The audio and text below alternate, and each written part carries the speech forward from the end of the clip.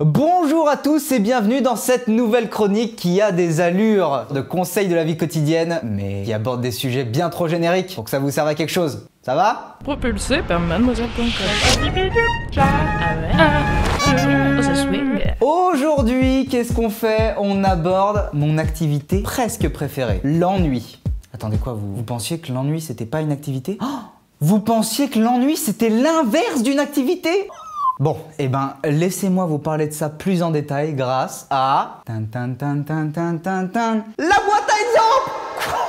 Elle est belle. Et vous allez me dire, c'est quoi la boîte à exemples? C'est vrai ça, moi aussi je veux savoir. La boîte à exemples, c'est une boîte dans laquelle il y a des exemples qui servent à structurer une réflexion sur un sujet que je ne maîtrise moi-même pas du tout.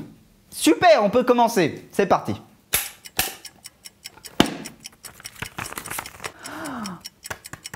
J'ai tout compris.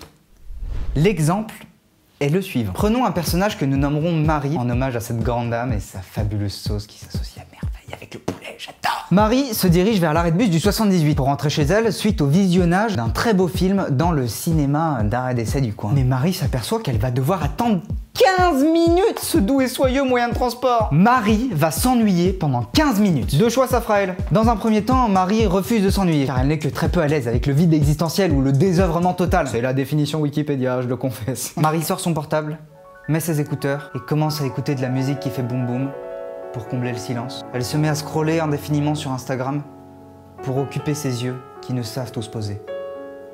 Eh bien, elle tombe sur une vidéo de chat qui apprend à jouer du piano. Bon, le chat est pas hyper doué parce que c'est un chat quoi, mais c'est mignon donc ça l'occupe 3 minutes. Elle passera très exactement 7 minutes à regarder des stories tout aussi passionnantes les unes que les autres. Salut à tous, aujourd'hui je vous montre comment j'utilise une fourchette. Elle utilisera ces 5 dernières minutes à bon escient. Elle tombe vraiment sur une super vidéo. Comment limiter son impact environnemental grâce à cette superbe voiture qui roule à l'essence verte.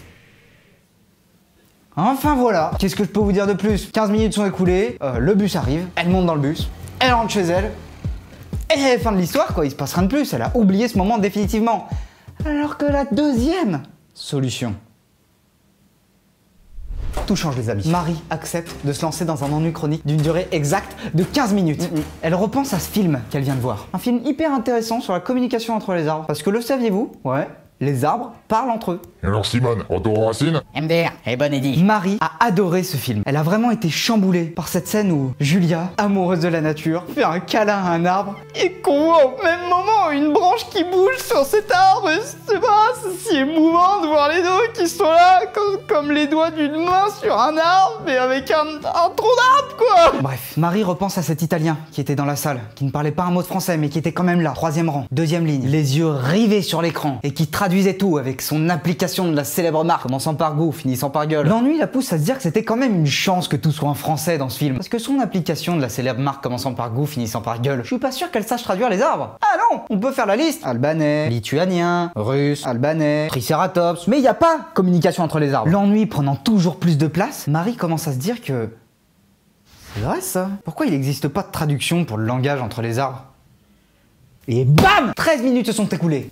Pendant les 2 minutes restantes, Marie cogite sur cette idée. Marie a la révélation de sa vie. Le bus arrive, elle monte dedans, chamboulée par cette réflexion. Pendant tout le trajet, elle y repensera sans s'arrêter. Par la suite, Marie étudiera la communication entre les arbres pendant plus de 10 ans. Et elle finira par trouver une traduction, si c'est pas incroyable ça! Elle mettra en place une application qui permettra de traduire plante verte vers l'anglais traditionnel et sa start-up explosera en à peine 6 mois. Ce sera la première femme mariée à une plante verte. Et même l'adoption sera légalisée pour les arbres de plus de 100 ans et le chien sera relégué à la place du 2e meilleur ami de l'homme. Touche! Tout ça en 15 minutes d'ennui. Réveillez-vous, ennuyez-vous, faites quelque chose. Enfin non, faites rien, mais faites-le. Enfin non, ah pardon, j'arrête.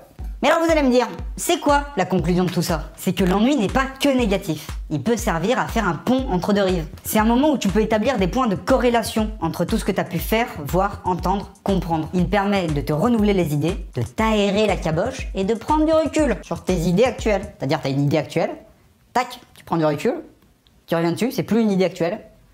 Et ça a mûri. Ça ne veut pas dire ennuie-toi et tu seras un génie, mais l'ennui c'est la digestion de tes activités. Tu n'as pas à mener un combat contre l'ennui finalement, puisque l'ennui est ton ami. Mais, attention, c'est là que ça devient subtil, il faut savoir lui dire de retourner se coucher. quand il prend trop de place. Et voilà, c'est déjà la fin de cette vidéo. Mais on se retrouve très vite dans un prochain épisode de...